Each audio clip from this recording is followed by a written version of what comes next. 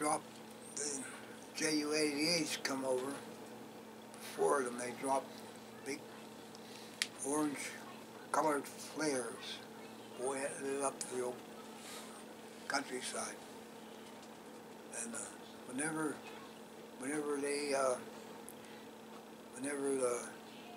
they dropped the bombs, they tried heavy bombs trying to get the guns. And the lighter ones, they had these anti-personnel bombs that they dropped. It seemed like they dropped one bomb, and when it comes down so far, it opened up, and all these little ones, 25-pounders, come running out. And whenever they start hitting on top of the hill, it sounded like a big giant coming down the hill. Boom. And it kept getting louder. One hit my tree. I was under an apple tree. My McIntyre and Wells was under another tree. Wells was on guard duty. He was down below. He hit the slit trench and down there by the gate, and he was all right. But McIntyre, I got hit in the butt,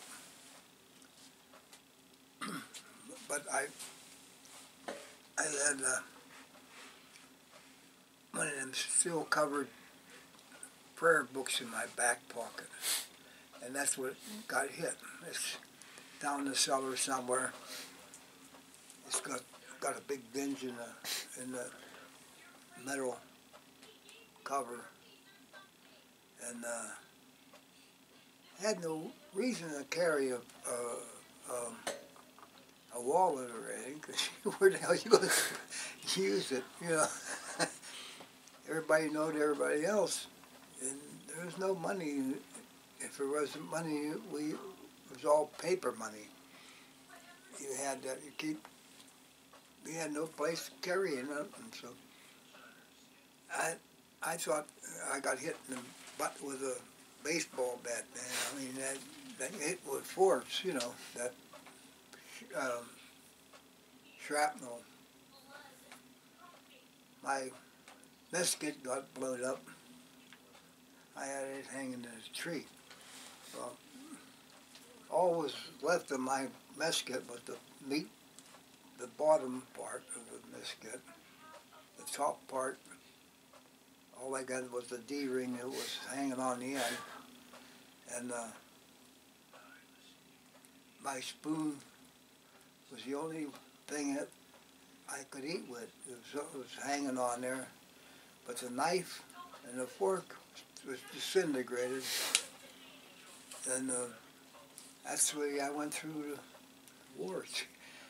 I could cut steak and everything with a damn spoon. I'm glad I had that spoon, boy. But I even home. I'll be eating now. If I'm eating, I can force of habit. Yeah, it's force of habit. It's something to laugh about because it's funny. It really is funny, but it's tragic too. And my canteen cup was gone. They salvaged one of the guys that got hit.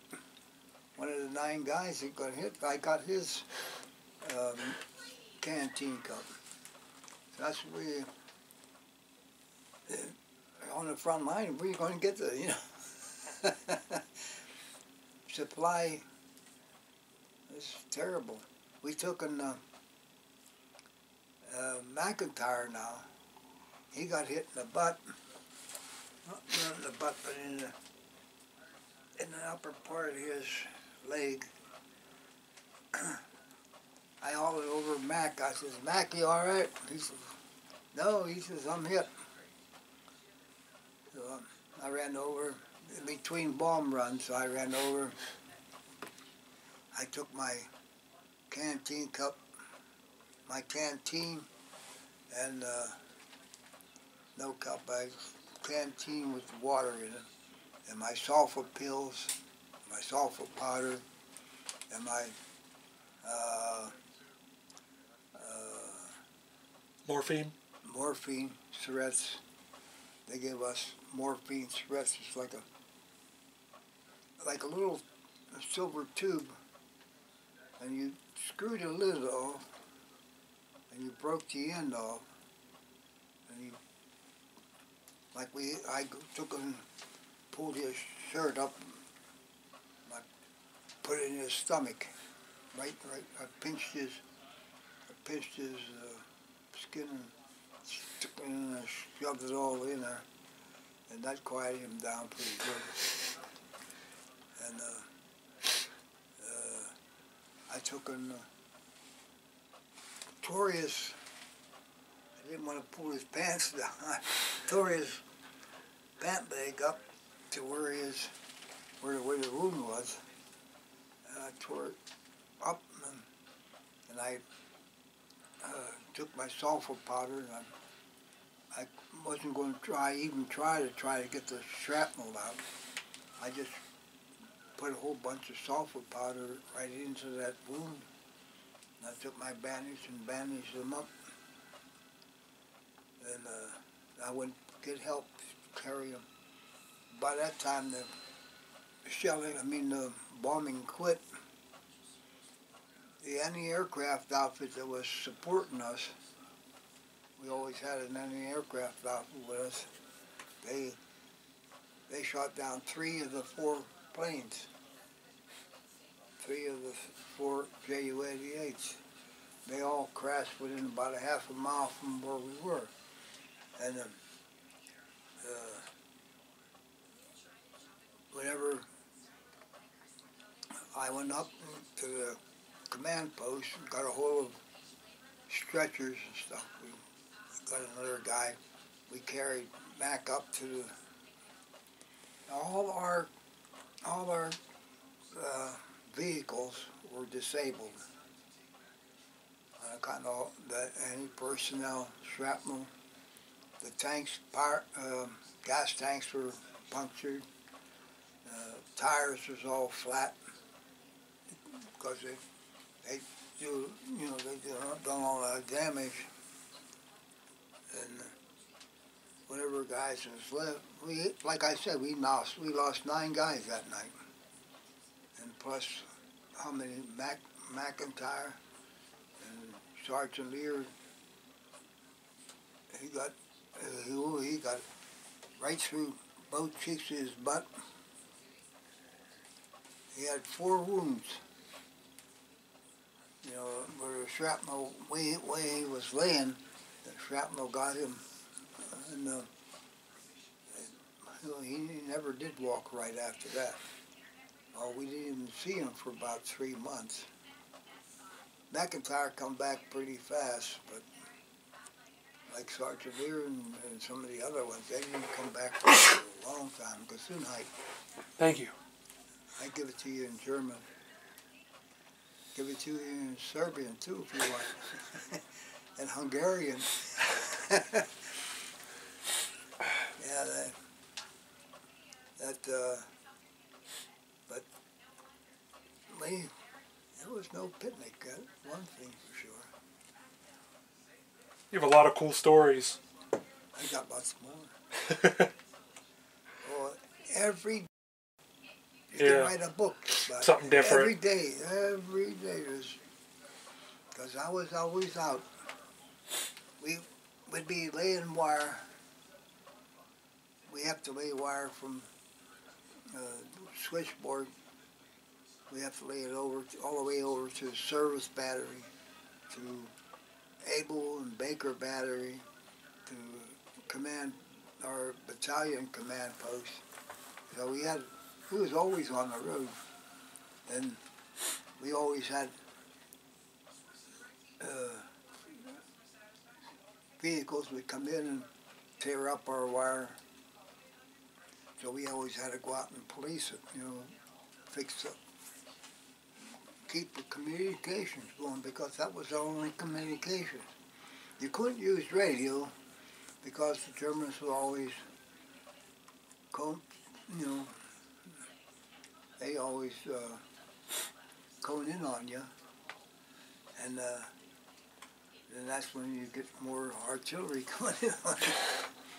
So we took and we used mostly communication. There was one time it was during the Battle of the Bulge. We had what we called snow, asshole deep to a tall engine. That's how deep the snow was in places. And we'd go out, and our hands would freeze, but we had to keep working with the wire. And I lost the bottom, you know, that heavy part on your sole, on your feet. All that rotted off on me. I had frostbite. That part fell off. It got so bad that I could stand on a dime and almost tell you what the date was. That was a description of how sensitive my feet were. They still are. I can't walk on. When I get out of bed, I'm on a carpet. I can't stand that carpet. When I go to the beach, I have to wear, when I get on the beach, I have to wear sandals or something, but I can't walk out there without bare feet. You know, a lot of times I'm fishing in the ocean, but I got shoes on. I don't get an old pair of shoes on, and a lot of times that sand just keeps sifting down. I'd have to keep knocking sand out of my shoes every so often, because that sand moves underneath your feet. Pretty soon you're in the hole. Yeah. You've been on a beach? Yeah. I know what you mean, yeah. Yeah. And but I can't stand it. I mean, my feet are still even so sensitive. And the whole part of it is I can't file a claim against the Army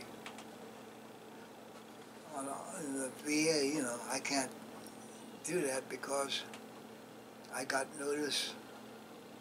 I tried to get records of my military records, and they told me, I got a letter, it says, my Korean records are all intact. I was in the Air Force during the Korean deal, and I was in the artillery and Army World War II. Whenever I try to get my medals, you've seen what my medals look like. I took them, they sent me a letter. They says, my World War II records are destroyed. It was destroyed in a fire in Virginia. I guess someplace in Virginia was on fire. And my World War II records